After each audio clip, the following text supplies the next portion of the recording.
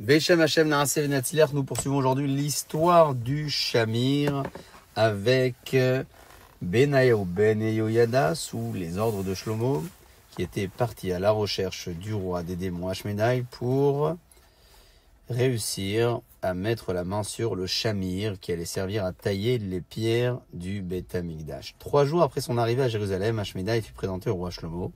En le voyant, le démon lui reprocha: il ne te suffit pas d'avoir conquis de nombreux pays et de voir tous les peuples de la terre se prosterner devant toi. Pourquoi devais-tu donc mériter et me faire venir de l'autre bout du monde? Je n'avais aucune intention de te contrarier, répondit Shlomo.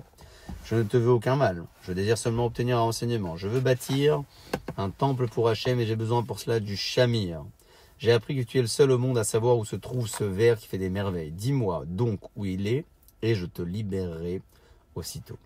Je regrette de te décevoir, le Shamir n'est pas chez moi, affirma le démon. Hachem l'a confié à l'ange de la mer, et celui-ci l'a remis au coq sauvage en lui interdisant de révéler sa cachette. Le coq sauvage jura de garder le secret, depuis il tient fidèlement sa parole, et rapporte toujours le Shamir à sa place. Shlomo resta incrédule. Pourquoi le coq sauvage a-t-il besoin du Shamir? Demanda-t-il au démon. C'est qu'il vit au sommet des montagnes, il dépose le Shamir sur des rochers déserts sans aucune végétation.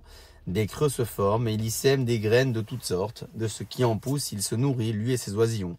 D'ailleurs, son nom l'indique, on l'appelle Nagar Toura, le fendeur de montagne, à cause des sillons qu'il creuse dans les rocs avec le Shamir, expliqua le démon à Shlomo. Dès que Shlomo reçut ce renseignement, il envoya ses serviteurs poser une plaque de verre sur le nid du coq sauvage.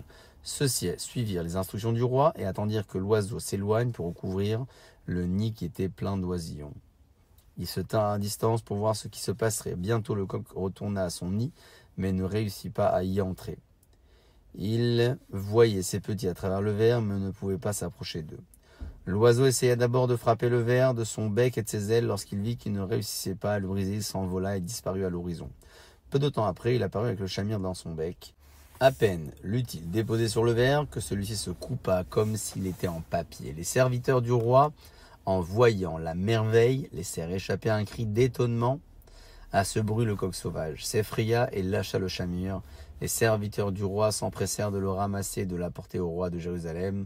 Quant au coq sauvage, il mourut de chagrin et de peur de n'avoir pas tenu son serment à l'ange de la mer. Ainsi s'achève le second volet de l'histoire du Shamir que le roi Shlomo a réussi à obtenir pour construire la maison d'Akadosh Baruch Hu en taillant les pierres à l'aide de ce verre et sans faire usage du fer. Baruch Adonai Leolam, Amen ve Amen.